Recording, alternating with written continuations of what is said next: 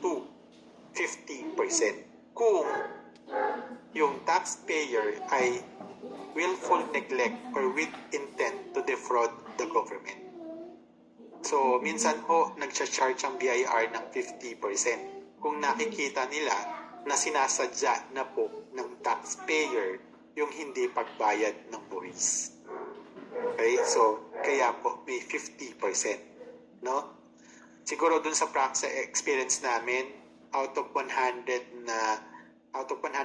merong 1% kaming na-encounter na nag-charge sila ng 50%. Okay? Medyo minimal lang, pero still, meron pa rin naman. Kino-consider nila. Okay? Question. Sir, doon po ba sa lahat ng penalties, surcharge, interest, and compromise, alin po ba dyan ang pwedeng mapakiusapan mawala? Lahat po kasi yan ay ichina-charge.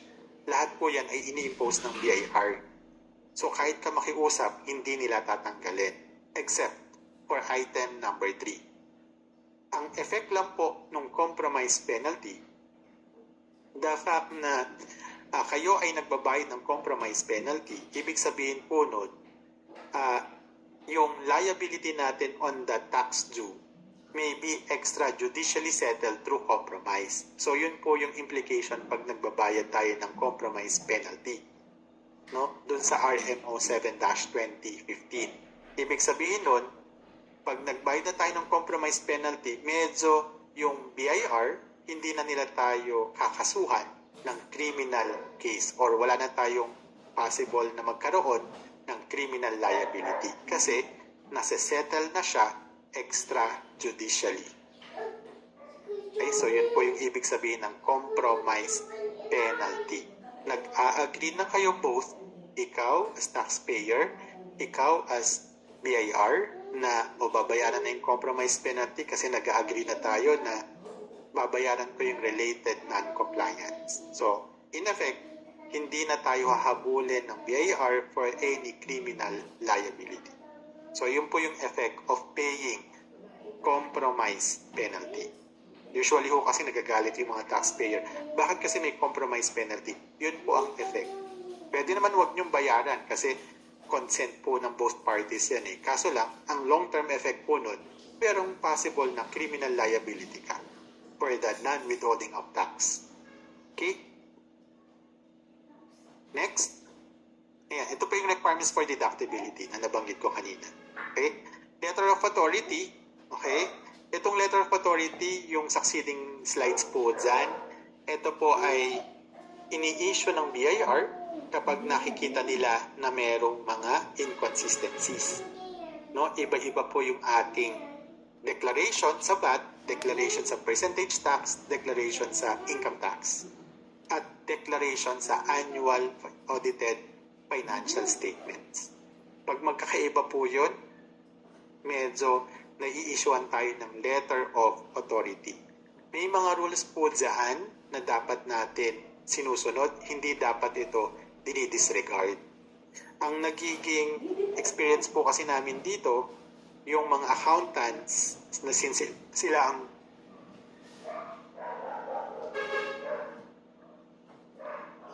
ang nagre-receive ng mga letter of authority, hindi nakakataas sa management to the point na nadi-disregard yung letter of authority.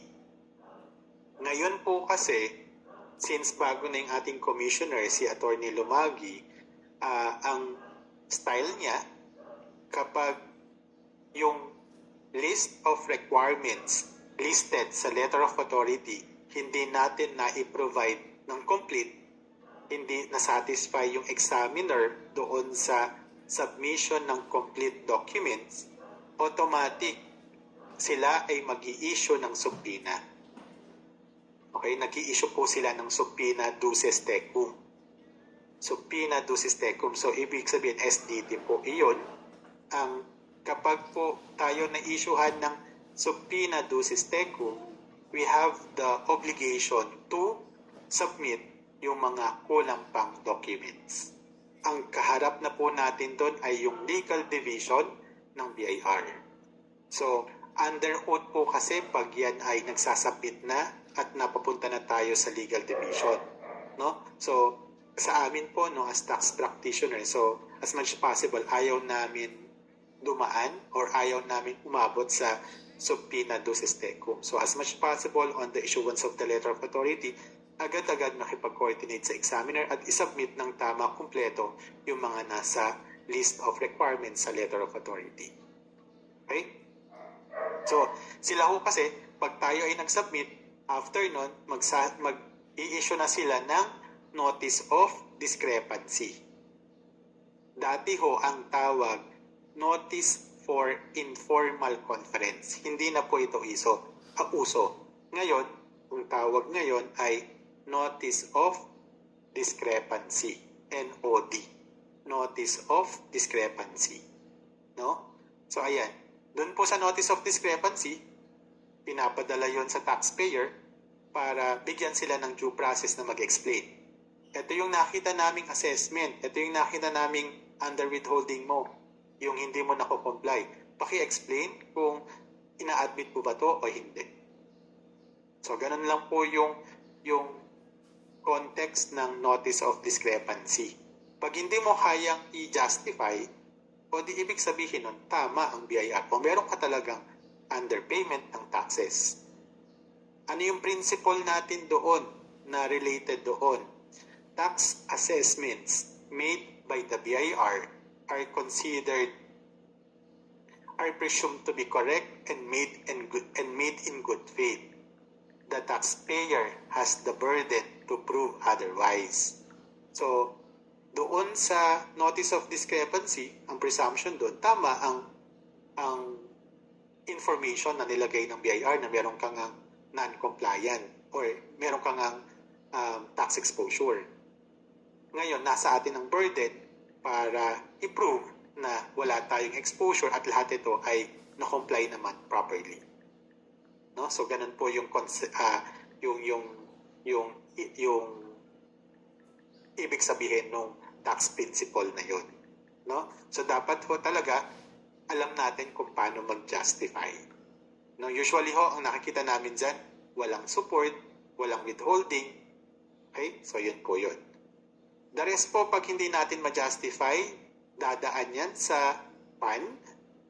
Pag hindi mo pa ma-justify, dadaan po yan sa formal letter of demand and assessment notice. So, kung gusto mong i-protest, pwede naman. So, pupunta yan sa mga legal division. Ayan. So, magiging full-blown case yan. No? Hanggang pumunta ng tax appeals, hanggang pumunta ng Supreme Court. So, yun lang po yung konsepto ng letter of authority. So, generally po, inaayawan natin yung letter of authority. Kaya nga po, dapat at generally, wala tayong inconsistencies, dapat lahat tayo ay compliant. Okay? Ipapakita ko lang po yung ating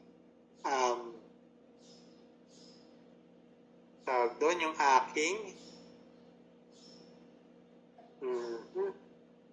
sharing yung aking EBIR form para lang po meron lang tayong idea, no? Meron pa naman akong 15 minutes. This time po, nakikita nyo na yung EBIR form. Tama po ba? Okay. Yan. I presume nakikita nyo yung EBIR form, ha? Ayan, okay. Ito po yung EBIR form. Dapat po, sa EBIR form, ang gamit nyo na dyan ay 7.9.4 na version. 7.9.4. Pag mali po ang version nyo, medyo magkaka-problem tayo on the TRRC. Okay? Dito po sa email address, ang nilalagay po dyan is yung authorized email ad ng company or yung the designation of official email address of the taxpayer is mandatory. It shall be used as an additional manner of serving BIR orders, notices, letters, communication, and other processes to the taxpayer. So medyo, dati po kasi, doon sa dating version, wala pong ganitong clause. So medyo ine-emphasize lang po dyan na itong email address, it should be authorized. no? At dapat, meaning active and existing. So, kung tayo ay magpa-file, yung mga itsura ng mga returns na nabanggit ko po kanina, ito po ang itsura ng 0619E. Ayan. Nakikita nyo po, no? Yan. Yan po ang itsura ng 0619E. If you'll notice, kung ngayon ay May, and you are filing for April, so automatic pag nagbukas ka ngayon, ang binubuka ni 0619E ay yung last month. So kung wala kang babayaran, dahil wala ka namang renta, pero dahil ito ay nasa COR mo, i-click mo lang dito item number 4, no taxes. Then, validate, then submit or final copy. 00 po. So yun po yung binabanggit ko na zero filing, no? So dapat wag kalilimutan. Zero filing na nga lang, hindi pa natin nagawa. So mag-incur talaga siya ng penalty.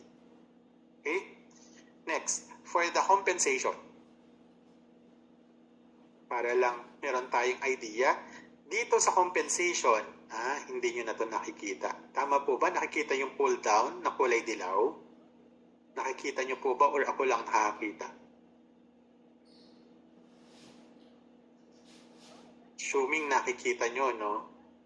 O, ayan. I mean, pag pinupull down ko po siya, yes, nakikita daw. O, sige. O, di nakikita nyo, no? So, pag nakikita, kung assuming tama naman ang presumption ko, no? Dito po kasi sa 1601C versus dun sa 1601C version 2018. Ang dapat pipiliin nyo po dyan, itong version 2018. Huwag po yung isa. Yan lang po yung nakakagulo sa atin. Why? Kasi because of the revision sa tax code. So, dapat ang pipiliin nyo ay 1601C V 2018. Bakit? Kasi po, ibig sabihin ng V 2018, version 2018, naka-align na po siya sa train law effective January 1, 2018. Kaya ganun po yung ginawa nilang V 2018. No? Pag po yung isa, magkakamali po kayo doon. So prior to 2019 po siya applicable. Pero 2018 onwards, ito na pong V 2018. Ang itsura po niyan sa loob, ay ito. So if you'll notice, since ngayon ay May 5, supposed to be, ang ifa-file natin ay, ang deadline po ay May 10, pero for the month of April. So huwag kalilimutan na palitan itong period na to. Kanina, na-mention ko yung 0619 naka-April naman, pero sa compensation, naka-May siya. Okay? So, huwag kalilimutan. Bakit ko siya ine-emphasize? Minsan po kasi, may mga taxpayer or may mga accountants na basta makapag-file lang. Akala niya, napindot niya to, so na-save niya at na-send din niya.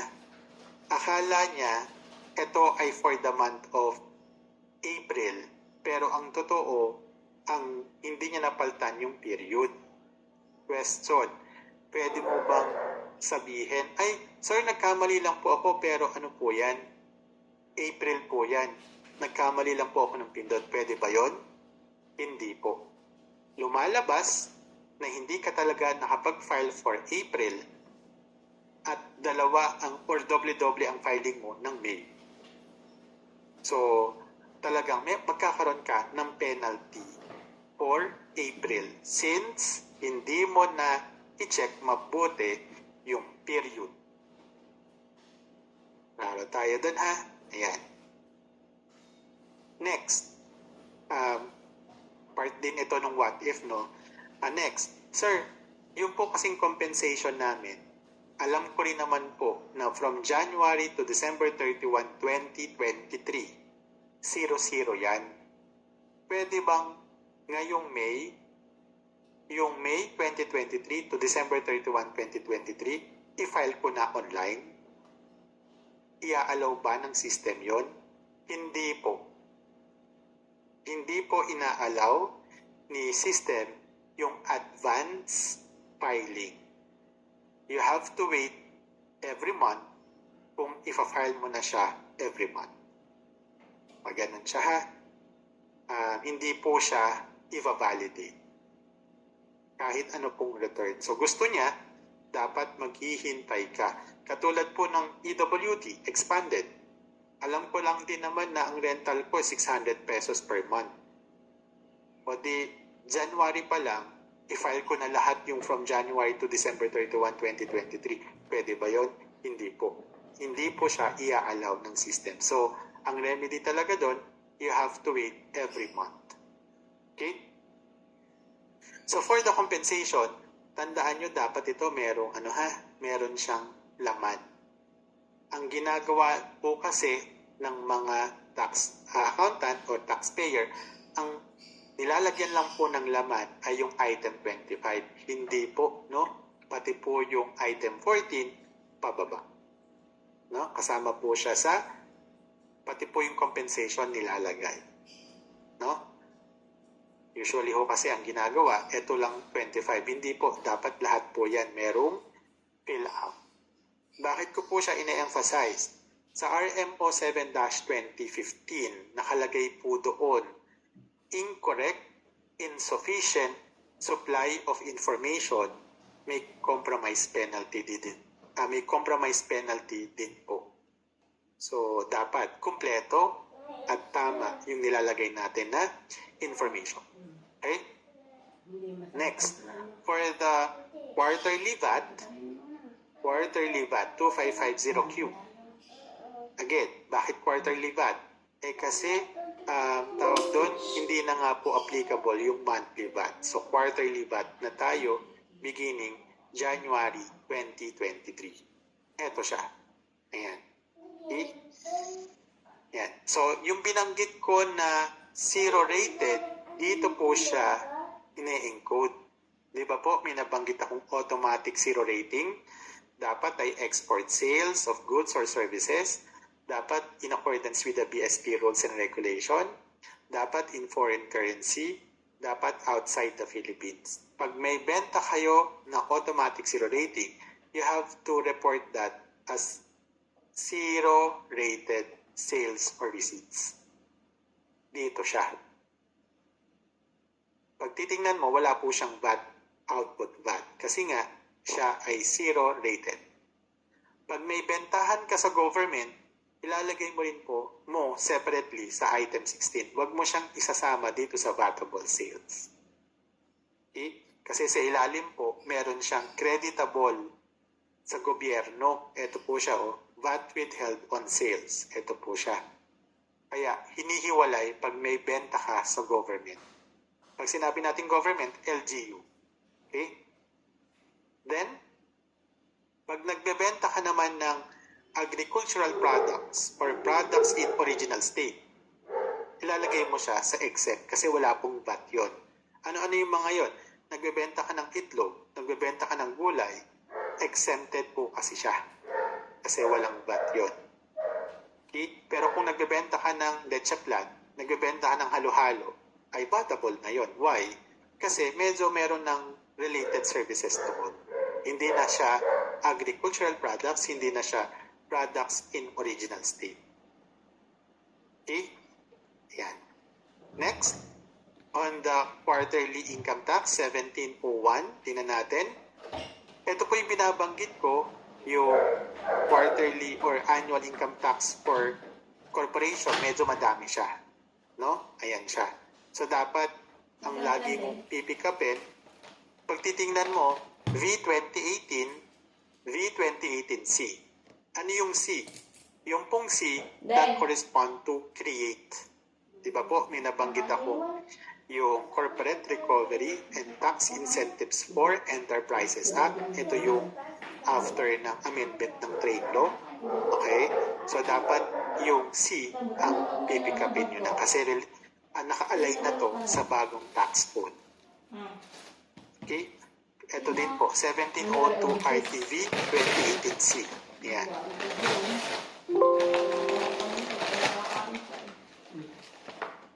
Okay?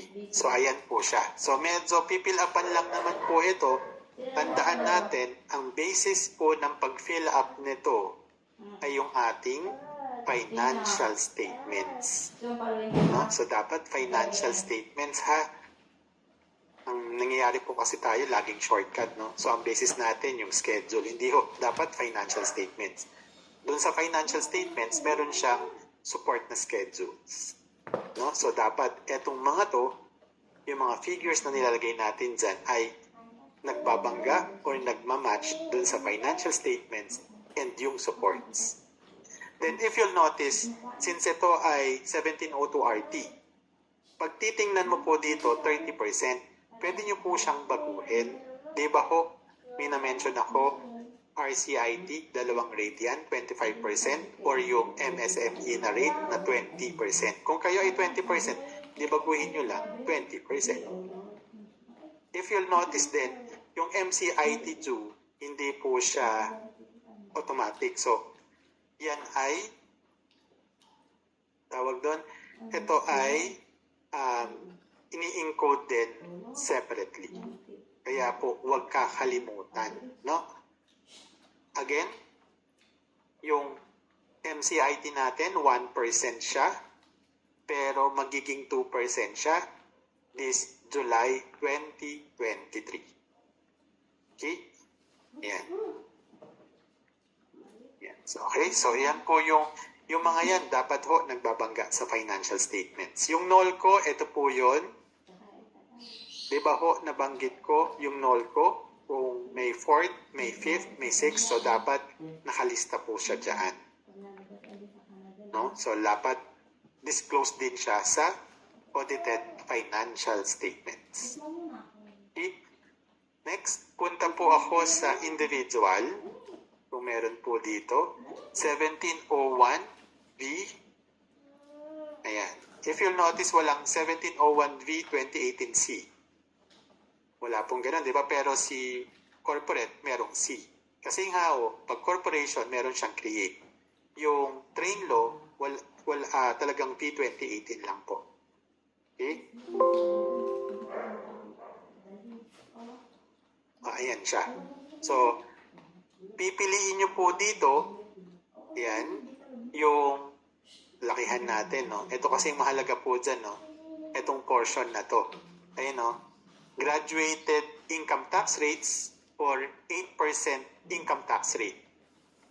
Yan. So, medyo madami kayong pipiliin. Saan ka ba dyan? Naka-professional ka ba? Or business income ka ba? Or mixed? Pag sinabi nating mixed, meron kang, halimbawa, lawyer ka, at the same time, may-ari ka ng spa, o nasa mixed income ka. Kung ikaw ay, ang rendering of services mo ay practice of profession lang, o di nasa profession ka. Kung ikaw ay sole proprietorship na nagmamay-ari ng negosyo, dito ka papasok. Yan. So, yan po siya. No? Yan. Doon naman sa BIR website, mag-share screen po ulit ako. Okay. Meron pa akong 2 minutes. Okay. For the BIR website, yung BIR website po kasi ay BIR. Okay. Ito po siya. Ayan. Punta lagi kayo sa homepage. Yung pong mga binanggit ko na tax deadline, makikita nyo rin po kasi siya dito, tax reminders. Ayan. So, pwede nyo po siyang, ba't nawala? Ayan, makikita nyo po siya dito. Tingnan natin kung, ayan, yan po siya nakikita nyo po ba? Ayan. Tingnan ko kung nakita nyo. Share screen ko po ulit. Ayan. Ayan. Ito po yung mga reminders or tax calendar na binanggit ko po sa inyo. Iba-iba po siya ng fiscal year. No? So, para lang po ma-reconfirm, tama ba ang sinasabi ni Sir Frank? Tama ba ang sinasabi ng accountant ko? Tingnan ko nga dito. Updated po yan. Ang konsepto lang po dito, pag nakita nyong Sunday, Saturday, nag-fall yung deadline, babalik po kayo dun sa konsepto na nabananggit ko kanina na if yung deadline nag-fall ng Saturday, Sunday, or holiday, yung next banking day would be the prescribed new deadline. So, ganun po ha. Kasi hindi po to na-adjust. Okay? Pag sinabi nating e-filing, that refers to the EFPS. Pag filing, that refers to the manual filing. So, EBIR4. So, ganun po yung ibig sabihin nun na e-payment, EFPS po yun. Payment, this is for the manual payment. Ayan siya. Updated po yan para hindi po kayo laging may basis, no? Tandaan natin, dapat laging may basis. Okay? Punta ulit tayo sa home. Saan po natin makikita yung EAFS? Ito po siya. Sa EAFS, nabanggit ko po kanina, pag mag-upload po kayo ng audited financial statements online, hindi na po kayo kinakailangan magpatatak ng hard copy. Ito po yun. Doon sa mga VAT relief or BIR Alpha, pupunta po kayo dito sa downloadables. Ayan. Then, pipiliin nyo lang po kung ano po yung ida-download nyo. Yung BIR Alpha, ito po yun. Alpha List Data Entry and Validation Module. Yung Relief po, ito po yun. Relief version 2.3. O, ayan. So, andyan po lahat. Pwede nyo po siyang ma-download. No? Ang oras ko po ay 4:01. I think, lahat naman na po na tawag na share ko sa inyo. Balik po ulit ako sa aking Excel. Okay. Ayan. Okay. Ang aking email ad po ay frcasedo@thetilescasedo.com. We are from the Tiles Casedo and Associates.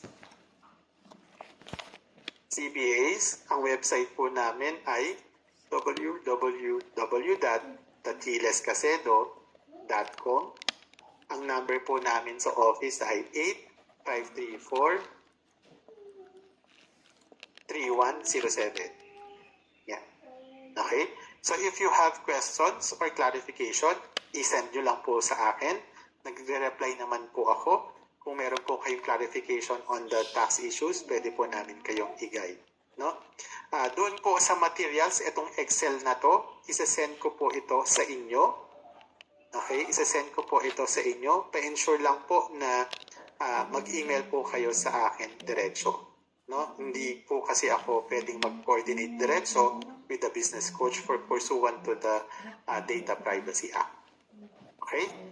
So again, thank you po for listening, and again, sana madami po kayong natutunan dun sa mga na-share ko, no? And sana may apply nyo din, no? Mas ang goal ko po ay talagang yung uma-attend sa akin ay magiging compliant, no? Thank you very much and salamat po. God bless po and ingat po kayo.